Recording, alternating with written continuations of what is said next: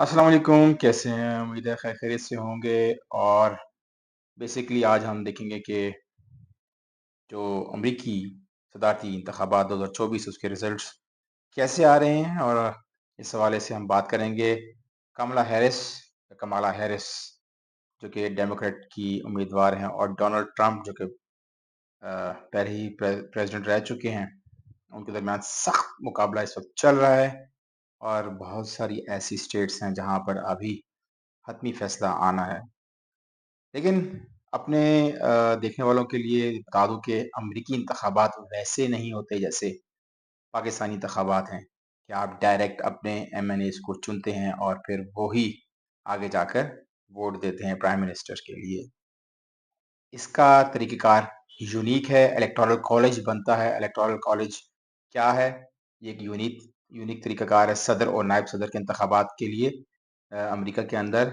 और बरह रास्त कौमी मकबूल वोट जो होता है, उसकी बजाय इलेक्टोरल कॉलेज हर रियासत को कांग्रेस में इसकी नुमाइंदगी की बुनियाद पर एक मखसूस तादाद जो है वो एलोकेट कर देती है, जो कि राय दहिंदगान का तकर्रुर करती है। तो ये बेसिकली इलेक्टोरल कॉलेज कहलाता है। और अमेरिका में तमाम रियासतों के अंदर तकरीबन 538 इलेक्टोरल कॉलेज के वोट्स हैं, और कुछ रियासतें हैं जहाँ पर आबादी की तनासब से ज़्यादा इलेक्टोरल कॉलेज के वोट्स हैं, तादाद है, जैसे कैलिफोर्निया में, आगे चल के और भी बताऊँगा।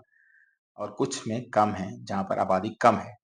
तो किसी भी उम्मीदवार को सदारत का ओहदा जीतने के लिए 538 में से 270 वोट्स या इलेक्टोरल वोट्स की ज़रूरत होती है। तो ये मजमूई तौर पर इलेक्टोरल कॉलेज है अमेरिका के सदारती इंतखाबात के लिए। आप देख सकते हैं कि बिल्कुल वेस्ट में कैलिफोर्निया के रास्ते सबसे ज़्यादा इलेक्टोरल कॉलेज उसके वोट्स हैं, 54। फिर उसके बाद दूसरे नंबर पे हमारे जो साउथ में है टेक्सास, उसके 40 हैं। फिर तीसरे नंबर पर आप देख सकते हैं फ्लोरिडा जो कि साउथ ईस्ट के अंदर मौजूद है, उसके 30 हैं। न्यूयॉर्क चौथे नंबर पर है जहाँ पर 28 हैं। फिर इसी तरीके से दीगर रियासतें हैं जहाँ पर कुछ के अंदर 18, कुछ के अंदर आपको 19, कुछ के अंदर 16, जैसे नॉर्थ कैरोलिना है उसके अंदर 16 हैं, पेंसिल्वेनिया है उसके अंदर 18 हैं, मिज़ूरी 10 हो गया, मिसिसिपी और इसी तरीके से बाकी।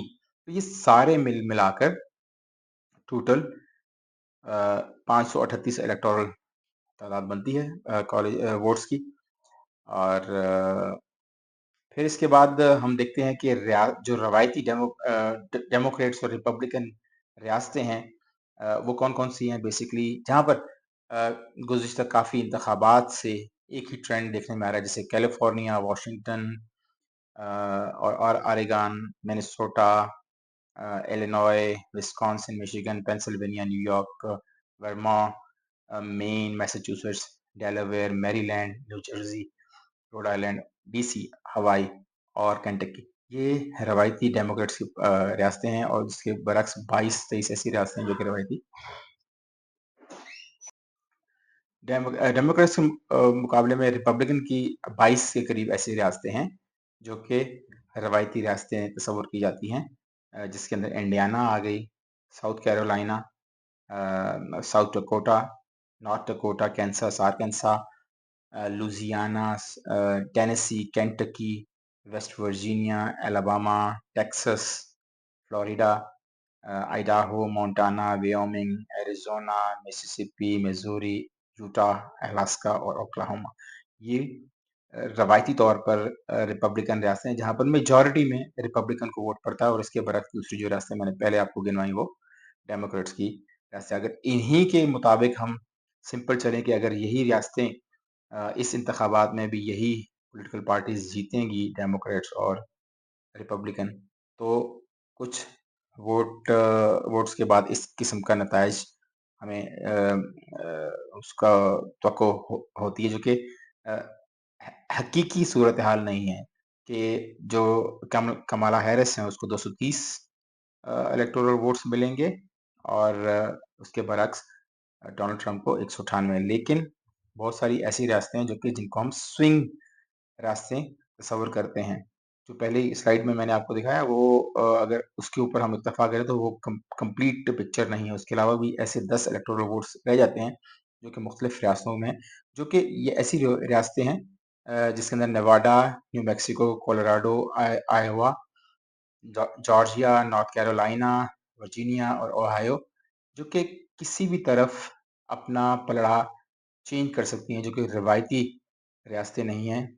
वो आखिरी वक्त में आके फैसला करते हैं लोग कि किसको वोट देना है।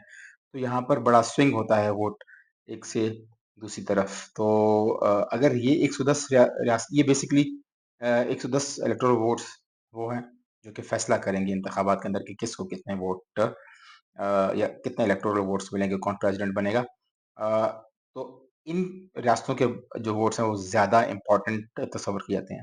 इसके अलावा भी बहुत ऐसी रियासतें हैं जो कि इस इलेक्शन के अंदर बहुत बहुत इम्पोर्टेंट रोल अदा कर रही है। पिछली दफ़ा वो रियासतें डेमोक्रेट्स ने जीती थी, जैसे कि जॉर्जिया की, फिर इसी तरीके से पेंसिल्वेनिया। इन 2 रियासतों ने एंड में आकर फैसला किया था कि जो बाइडेन डेमोक्रेट के सदर बन रहे हैं, नहीं बन रहे हैं। तो इस दफ़ा देखने में ये आ रहा है कि शायद मेजॉरिटी वोट वहाँ से ऑलरेडी उनको मिलेगा, डेमोक्रेट्स को ही मिलेगा, लेकिन कुछ भी नहीं कहा जा सकता। इन जो रियासतें आप इस वक़्त स्क्रीन पर देख रहे हैं, इनके अलावा भी ऐसी वो 2 रियासतें हैं, इसके अलावा भी 1-2 रियासतें हैं, जो कि किसी भी वक़्त अपना वोट किसी भी पॉलिटिकल पार्टी के पलड़े में डाल सकती हैं। तो मेरा एक तो तज्ज़िया था कि इस इलेक्शन में कौन-सी पॉलिटिकल पार्टी को कितने वोट्स मिलेंगे, इलेक्टोरल वोट्स मिलेंगे और कौन इंतखाबात में जीतेगी, ये एक फ़र्ज़ी है।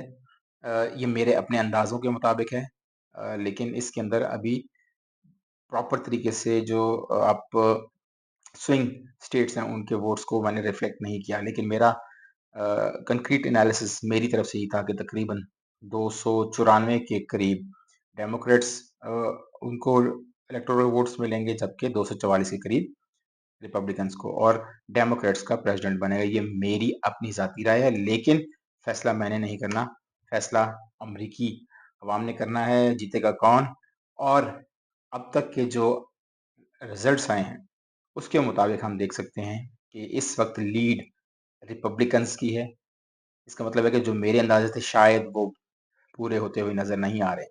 अवाम ने इस दफ़ा जो ट्रेडिशन था उससे हटकर वोट दिया और ट्रंप की तरफ पलड़ा भारी नज़र आ रहा है। इस वक्त तक 10:35 पाकिस्तान का टाइम हो रहा है और तकरीबन 8 साढ़े 8 सुबह का टाइम होगा, सॉरी रात का टाइम होगा अमेरिका के ईस्ट कोस्ट के अंदर।